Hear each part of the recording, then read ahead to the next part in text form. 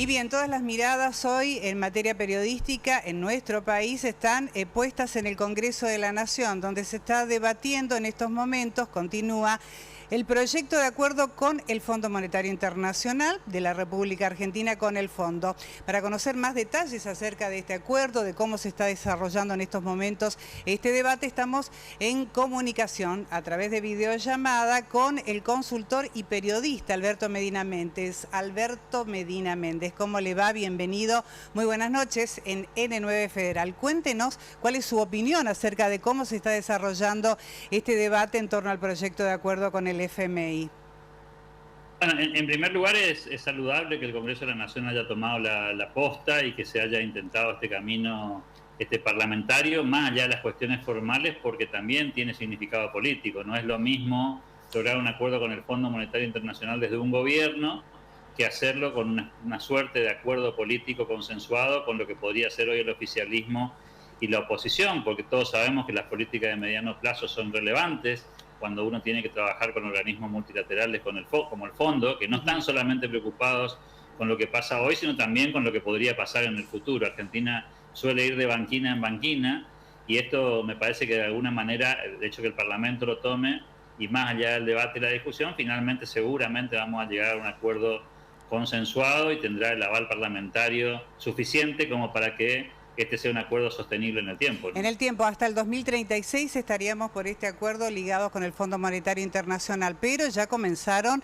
las chicanas o los enfrentamientos, porque Juntos por el Cambio ya adelantó que no estaría en condiciones o que no aceptaría, no firmaría, no avalaría este acuerdo. ¿Usted piensa que esto se va a ir resolviendo a medida que pasen los días?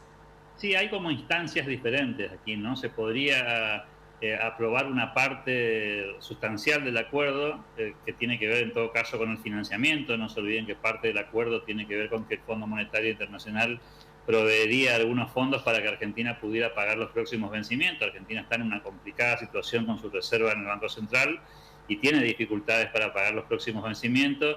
En esto creo que va a haber un acuerdo al unísono, porque esa necesidad de financiamiento está. Habrá una discusión sobre la letra chica para que los amigos que nos están viendo y escuchando lo puedan entender más. Hay un debate respecto a la letra más fina del acuerdo, pero al final del día, como suele pasar con las leyes, a veces hay un acuerdo con la legislación en general y no con la legislación en particular. Y habrá que ver en ese sentido ese debate cómo termina, el debate de la letra chica, digo. Exacto. Medina Méndez, entre los puntos principales de este acuerdo con el Fondo Monetario Internacional, ¿cuál considera usted? Porque son muy fuertes, digamos, hablan de déficit fiscal, hablan de ir disminuyendo un poco el cepo cambiario. ¿La Argentina va a estar en condiciones de poder cumplir cada uno de estos puntos? ¿Qué va a pasar? También se agrega esto, que hay una revisión cada 3 meses. Sí, pero a ver, básicamente entendamos que este es un acuerdo político. El Fondo Monetario Internacional es un organismo económico, pero con un gran sesgo político.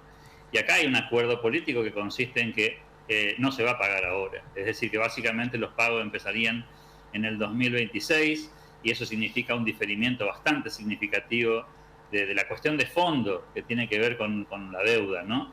Y entonces la discusión termina siendo, bueno, ¿cómo vamos a hacer gradualmente para bajar el déficit? Es parte del acuerdo. ¿Cómo vamos a hacer para reducir los subsidios a las tarifas de energía, que están claramente rezagadas? ¿Cómo vamos a evitar las transferencias discrecionales a las provincias? Hay un capítulo ahí de la relación nación y provincia que va a tener alguna secuela, entre comillas, porque básicamente lo que el fondo quiere es que Argentina deje de financiarse por emisión monetaria y empiece a financiarse con endeudamiento interno. Es decir, que los mismos argentinos seamos los que terminemos financiando al gobierno para el pago de estos compromisos, lo cual probablemente signifique llevar las tasas a un mayor nivel para que la gente ahorre en pesos, para que sea rentable en términos inflacionarios ahorrar en pesos. Y hacer la moneda confiable, Medina, porque no es confiable nuestra moneda, por eso por lo general el argentino siempre ya tiene esa costumbre, esa tradición de ahorrar en dólares, ¿no? Porque no hay respaldo en la moneda. Por eso digo que me parece que lo que están buscando políticamente, tanto el gobierno,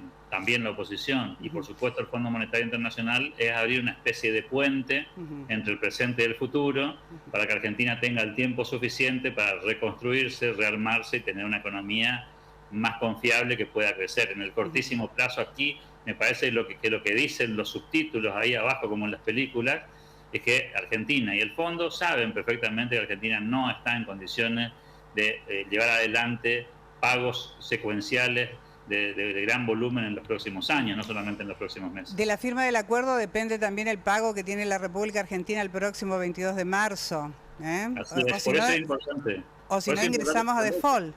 Exacto, por eso es importante ese primer reembolso que el Fondo Monetario le daría a Argentina para que salga del problema de corto plazo. Hay otras herramientas también, el fondo podría posponer ese vencimiento, es decir, no necesariamente significa que si el 22 de marzo no se culmina el acuerdo, caemos en default. Ya ha habido otras experiencias de este tipo, pero me parece que hoy la decisión política, inclusive por cómo está el mundo, es que cerremos este capítulo formal, que Argentina acuerde con el fondo. Eso le va a dar un poco de serenidad a la economía argentina, menos turbulencia. Al Fondo Monetario Internacional también le viene muy bien cerrar este acuerdo, porque esto también le hace mucho ruido en términos de política monetaria e internacional, sobre todo en un momento tan convulsionado como este en el mundo, ¿no? Exactamente, y hace referencia usted al mundo y al momento tan convulsionado, que tiene que ver con una consecuencia o una derivación en el ámbito económico, con el costo de la energía, con el costo del petróleo. ¿Eso puede llegar a modificar todas las condiciones